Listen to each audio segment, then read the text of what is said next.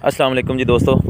आज एक दोस्त को बाग लगवाया था, ये देखें उसके बाग में आए हैं। तो ये सर जाहिद साहब से जो है ना वो मशवरा करना था।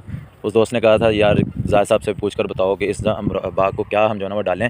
तो अभी जाहिद साहब से हम पूछेंगे कि इसको क्या मसला है, सर ये ग्रो क्यों नहीं कर रहा, इसकी ग्रोथ जो है ना वो रुक चुकी है, तो क्या प्रॉब्लम है। जी सर। बहुत शुक्रिया इकराम साहब। आज ये जो बाग आप देख रहे हैं, सबसे पहली बात तो ये मैं आपको बताता चलूँ कि ये हमने लगाया था मार्च के फर्स्ट वीक में लगाया था। तो उस वक्त ये पौधे बिल्कुल 6 से 8 इंच तक थे, लेकिन ग्रोथ इन्होंने अच्छी की है। लेकिन यहाँ पे भी प्रॉब्लम ये है, आपने अगर इसकी कंडीशन देखी है प्लांट की, तो ये पीले की पलाहट की तरफ जा रहा है। इसके अंदर बहुत सी चीज़ों की कमी है, न्यूट्रिशन की कमी है, इसके अंदर खुराक की कमी है। तो इस स्टेज के ऊपर कोई भी बागबान जो है उसके पास अगर सिट्रस है या ये वाला है, तो सबसे पहली बात यह है कि इसको एक तो फास्फोरस खाद जो है, फास्फोरस जो है वो हर पौधे के लिए इसलिए ज़रूरी है कि जड़ों को वो डेवलप करती है, रूट जोन जो है उसको वो इम्पोर्टेंस देकर उसको फैलाती है, और उसी से जो है रूट्स जो है वही खुराक का जरिया बनती है। तो फास्फोरस खाद कोई भी आप ले सकते हैं, नाइट्रोफास ले लें, SSP ले लें, जो भी आपको सूट करती है। उसके बाद आपने कोशिश करनी है कि इसको आपने अमाइनो एसिड को मिल जाए, कोई माइक्रोन्यूट्रेंट मिल जाए, NPK के साथ मिक्स करके आपने हफ्ते 15 दिन के बाद इसको एक आध जो आपने लगा देना है, इसके ऊपर फुहारा लगा देना है, शावर लगा देना है स्प्रे का। उससे आप देखिएगा कि इंशाल्लाह पौधा ना सिर्फ लश ग्रीन होगा बल्कि पौधा नई कॉम्प्लेन उठाएगा। यहाँ पे एक और बात जो है वो मैं आपके साथ ऐड करना चाहूँगा कि हमारे बागबान जो हैं, हमारे किसान जो हैं, सबसे बड़ी बात यह है कि वो पौधे की शेप नहीं बना सकते। हालांकि पौधे की शेप जो है वो किसने बनानी है, खुद किसान ने या खुद फार्मर ने बनानी है, खुद बागबान ने बनानी है। तो ये देख रहे हैं आप, ये झाड़ी शुरू से झाड़ी बन गई है।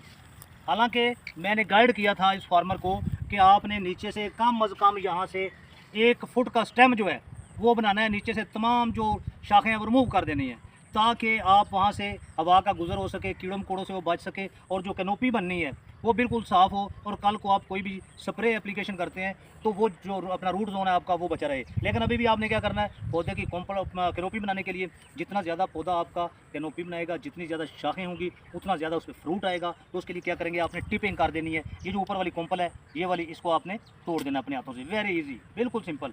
ये आप देखें, ये प्लांट जो है जिसके मैं तोड़ रहा हूँ, ये ऊपर से कॉम्पल है, ये इंशाल्लाह ताला विदिन 1 वीक ये आपको खुद बताएगा। जब यहाँ से हर नोड से नई कॉम्पल निकलेगी तो ये छतरी बन जानी है, और इंशाल्लाह ताला विदिन डेज जो है ये पौधा जो है बिल्कुल इतना ज़्यादा घेरा बनाएगा, और उसके साथ ना सिर्फ नई कलियाँ आएंगी, नए शगुफ़े आएंगे, फ्रूटिंग भी बहुत ज़्यादा होगी। तो इसलिए आप भी पौधे को हाइट की तरफ ना लेकर जाएँ, पौधे को जो है वो बिल्कुल ज़मीन के साथ ही रखें, लेकिन इसका फैलाव जो है वो ज़मीन के साथ हो, क्योंकि आजकल जो ट्रेंड चल रहा है वो यही है कि पौधा ड्वार्फ हो, छोटी शक्ल में हो, छोटी नस्ल का हो, और उसको क्या करना पड़ता है, बनाना पड़ता है पौधे को साइड पे लेकर जाना पड़ता है। वरना पौधे जो है जैसे आप इसको डोज देंगे, खुराक देंगे, ये ऊपर की तरफ जाएगा, लेकिन आपने यहाँ पे इसको रख देना, खड़ा करना है, ताकि यहाँ पे ज़्यादा शगुफ़े निकाले और ज़्यादा से ज़्यादा इसके ऊपर फ्रूटिंग आए। तो बहुत शुक्रिया जी। और इससे मिलता जुलता सर एक क्वेश्चन है कि आपने कहा कि पौधे का जो है ना वो कद छोटा है, तो इसके साथ ये क्वेश्चन कि उसको क्यों छोटा क्यों रखा जाए, क्या एडवांटेजेस क्या होंगे उसको छोटा रखने के। जी बिल्कुल इकराम साहब, बहुत अच्छा क्वेश्चन आपका। एक चीज़ तो ये देखें आप, अभी जो नया ट्रेंड आ रहा है वो हाई डेंसिटी का आ रहा है, गुआवा में, बल्कि मैंगो के अंदर भी है, सिट्रस के अंदर भी है।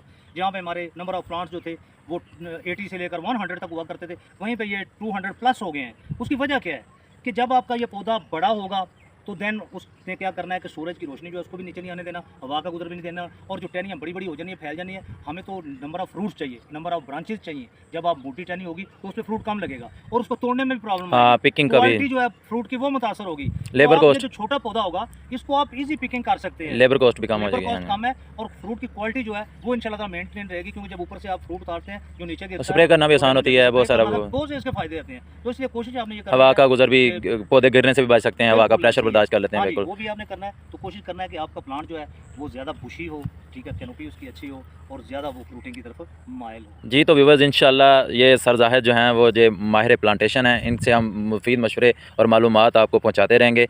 आपका अगर कोई क्वेश्चन हो पौधों के मतलब, कोई भी बागात के मतलब, तो आप कमेंट में हमसे पूछ सकते हैं। इकराम व्लॉग के साथ जुड़े रहिए। शुक्रिया, अल्लाह हाफ़िज़।